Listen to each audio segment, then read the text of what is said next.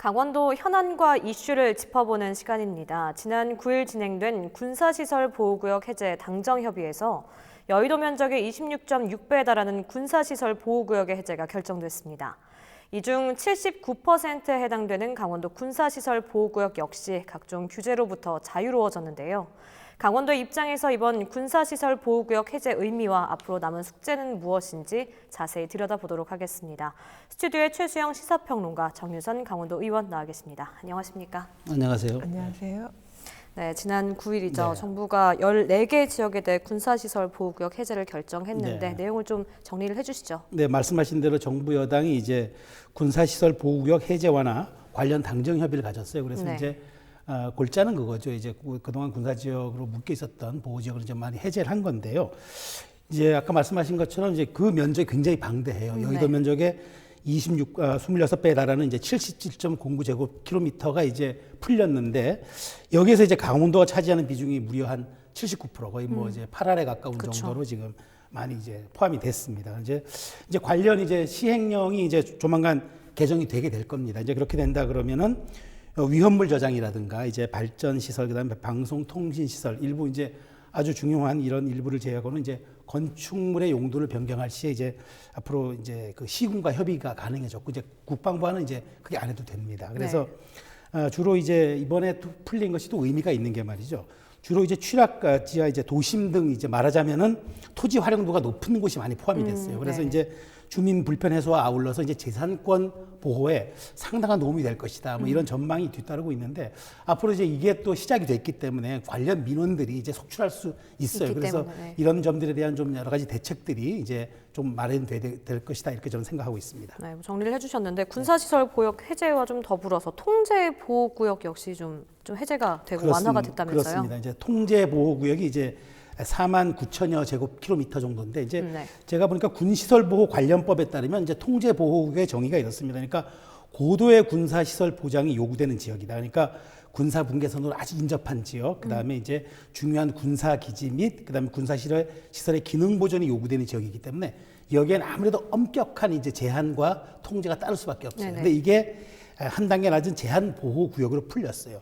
제한 보호 구역이라면 이제 군사 분계선에서 25km 정도 이제 떨어진 이제 이런 지역이 되겠고요. 네. 여기 이제 군사 작전의 원활한 수행을 위해서 이제 필요한 지역과 군사기지, 군사시설의 보호 이런 것들이 되지만 주민 안전도 이제 요구되는 이른바 조금 한 단계 낮은 것으로 봐야 돼요. 네. 그렇기 때문에 이제 통제 보호 구역에서는 건축물 신축 금지, 뭐 개발이 아주 엄격히 제한되지만 여기는 또 그런 게 없어요. 그래서 군과 합의하에 재산권 행사가 가능한데, 앞으로 이제 군 관련 업무가 이제 앞으로 국방부와 직접 하는 게 아니라 이제 시군에 아마 위탁 조정하는 형태로 아마 운영이 될 거기 때문에 접경지역 주민들 입장에서는 좀 상당한 이제 앞으로 그런 편의성과 이제 이런 용이함이 이제 보장되게 됐다, 이렇게 좀 정의할 수 있겠습니다. 네, 군사시설 보호구역의 전반적인 내용에 대해서 좀 짚어주셨는데 좀 강원도 입장에서는 의미가 많이 남다를 것 같아요. 어떻습니까? 네, 우선 뭐 기본적으로 79%에 달하는 면적이 강원도에서 해제가 되었으니까 강원도 입장에서는 굉장히 기쁜 일인데요.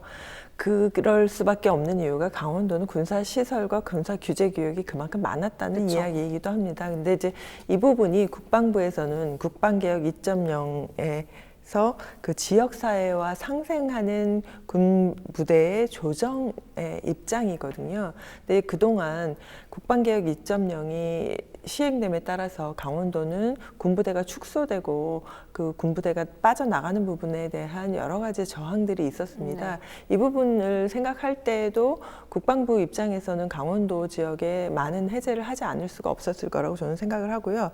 그래서 이번에 군사보호구역이 풀린 부분은 앞에서도 말씀하셨지만 면적도 면적이지만 요 지역의 그 특징이 굉장히 그 알짜배기 땅들이 많이 풀렸다는 데 의미가 있다고 생각합니다. 그래서 그 활용도가 높은 곳이 해제됨으로써 지역에서는 환영을 하는 분위기고, 이 도내 해제 규모를 보면 철원 근남면이 572만 9천 제곱미터, 그다음에 화천이 918만 7천 제곱미터, 그다음에 인제는 굉장히 많이 풀렸습니다. 그래서 3,359만 1000제곱미터, 그리고 양구도 1197제곱미터, 원주시도 일부 풀렸는데 원주시는 그 가현동, 우산동, 태장동 일대에 18만 4천 제곱미터가 풀린 상황입니다. 네. 그래서 이 부분은 이미 사실은 이제 주민들이 생활을 하고 있는 곳이고 공장 지역이고 뭐 이런 곳들이 많은데 그동안 규제로 인해서 여러 가지 활동에 제약이 있었습니다. 그것이 이번 규제 완화로 인해서 다양한 생업을 할 수도 있고 그다음에 건축도 할 수도 있고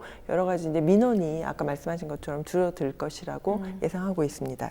네, 뭐 해제 보호 구역의 좀 의미에 대해서 말씀을 해주셨는데 강원도의 반응도 좀 궁금합니다. 좀 어떻게 보고 있는지 네. 설명을 해주시죠. 강원도는 사실은 이제 이게 그 워낙에 그 민원을 강원도의 민원을 보면 그 접경 지역이 군사 규제와 관련한 민원 건수가 2010년부터 2015년까지를 총 합쳐 보니까 한 1,700건 가량이 되는데 해마다 300건 이상씩 증가하는 추세를 보이고 있어요. 그리고 내용을 분석해 보면 전체 민원 중에서 토지 매수나 전용과 관련한 게 23%로 가장 많고요. 그 다음이 이제 건물의 신증축 사항이 22.5%로 한 400건 가량, 그다음에 생업 활동과 관련한 건수가 20%, 그다음에 기반시설 공급과 관련한 건수가 이제 10% 정도 되는데 이런 것들이 결국은 다 그 어떻게 건물을 짓거나 활용을 하려고 할 때 허가와 관련한 부분이거든요. 이런 민원들이 계속해서 발생해 왔는데요. 이번에 이제 이 군사보호구역에서 해제되면서 군 관련 업무가 이제 간소화되고 이 부분이 지자체로 넘어가는 거죠. 그래서 일정 이상의 높이로 건축물을 건축하거나 개발 행위를 할 경우에 그동안은 반드시 국방부와의 협의를 거쳤어야 했다면 이제는 이제 지자체의 허가로 이제 간소화되고요. 다만 아직도 협의한 높이 이상의 그 건축물을 신축할 경우에만 이제 국방부와의 협의가 필요합니다. 근데 이제 이 해제에 대해서도 각 군이나 시마다 좀 입장이 조금 다르게 나타나고 있긴 합니다. 그래서 네. 보면 화천군 같은 경우는 그 이번 해제에 대해서 크게 환영하는 분위기가 없는 게 해제 면적이 90% 이상이 산악 지역인 거예요. 그러니까 이제 해제가 된다고 해도 별로 큰 활용도가 높지 이득을 않은 볼 땅인 수 거죠. 없는, 네. 그래서 이제 원래 화천에서 요구했던 건 민통선의 그 북부 지역을 좀 해제해달라 뭐 이런 거였는데 그건 이번에 반영이 되지 않았습니다. 그래서 이제 이 부분도 앞으로도 계속해서 이제 화천에서는 요구할 것이고 철원도 마찬가지고 그런 부분이 있고요.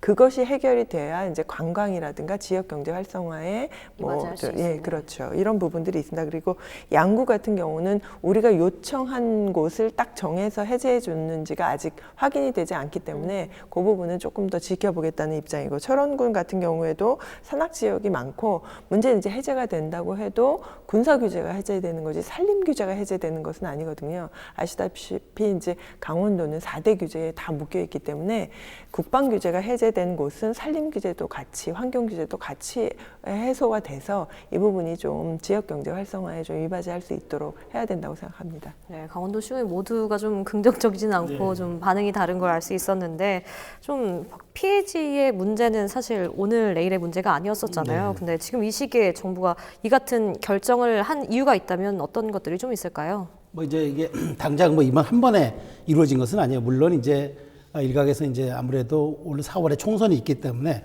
정부 여당에서는 그동안 강원도가 쭉 이제 이런 점들을 요구해 와서 여기 이 강원 지역의 민심과 여러 가지 이제 상황들을 고려했을 때 더 이상 미룰 수 없다. 뭐 이런 어떤 시기적 판단을 한 것 같아요. 그런 고려는 한 듯 싶은데 근데 중요한 거는 이제 이게 2018년부터 도내 군사보호시설구역이 일부 또는 축소해서 계속 완화가 좀 되어 왔었어요. 그러니까 그것이 이제 어느 하루에 이루어진 일은 아니다 이렇게 말씀을 드리고 싶고 그다음에 지난 7일 대통령 신년사에서도 8천만 개의 공동안전을 위해서 접경지역 협력을 시작할 것을 이제 제안한다고 밝혔어요. 아마 그 일환으로도 이제 볼 수가 있겠고 네. 또 이제 범정부 차원에서 이제 속도내는 규제 개혁 후속 조치의 이제 일환으로도 볼 수 있고 그다음에 이제 아까 정 의원님 말씀하셨다시피 이제 국방 개혁의 2.0 일환으로 추진되는 지역 사회화 상생하는 그런 군사시설 조성 계획에 따른 것일 수도 있어요. 이제 중요한 것은 이제 이렇게 사실 이게 때늦은 감은 좀 있습니다만 지금 속도를 내는 점은 좀 긍정적이다 보여지는데 이제 단순히 속도를 내는 것뿐만 아니라 이제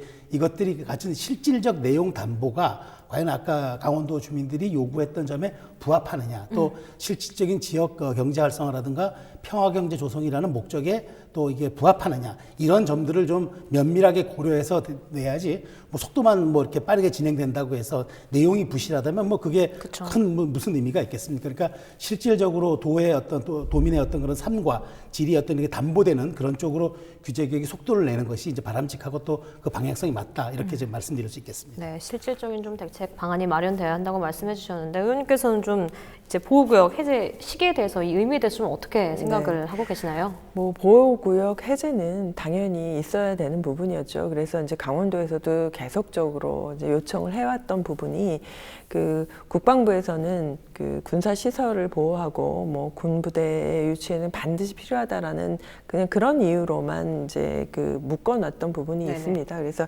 이것은 이제 당연한 수순을 밟고 있는 것이라고 생각하고요. 대신에 이제 그동안 그 국방 규제로, 군사 규제로 인한 강원도의 손실이 한 9조 가까이, 연간 9조 가까이 되는 손실을 가져왔다고 하는데, 이 부분이 당장 이것이 해제된다고 해서 해소가 되지는 않을 것입니다. 아마 소장님도 앞에서 말씀하셨듯이 이곳에는 이제 교통망이라든가 제반 인프라들이 구축이 되어 있지 않은 상황이라, 이런 부분과 관련해서는 국비가 좀 많이 확보돼서 제대로 된 교통망과 경제적인 인프라가 좀 깔릴 필요가 있고요. 그리고 이제 요청하는 바는 이 지역이 이제 지역의 인구도 줄고 또 군인들도 빠져나가고, 그럼 이제 어떻게 살아갈 것인가에 대한 부분인데, 그 부분도 이제 중앙정부에서 함께 해결해 나가야 하는데, 이게 이제 국방부만의 문제로 끝나서는 안 되고 환경부와 문화관광부에서 적극적으로 강원도의 관광 활성화와 이 낙후 지역을 어떻게 이제 국가 균형 발전에서 주도적으로 할 것인가에 대한 고민이 좀 같이 되었으면 좋겠습니다. 그리고 이제 아시겠지만 그 원주 지역은 가장 최소한의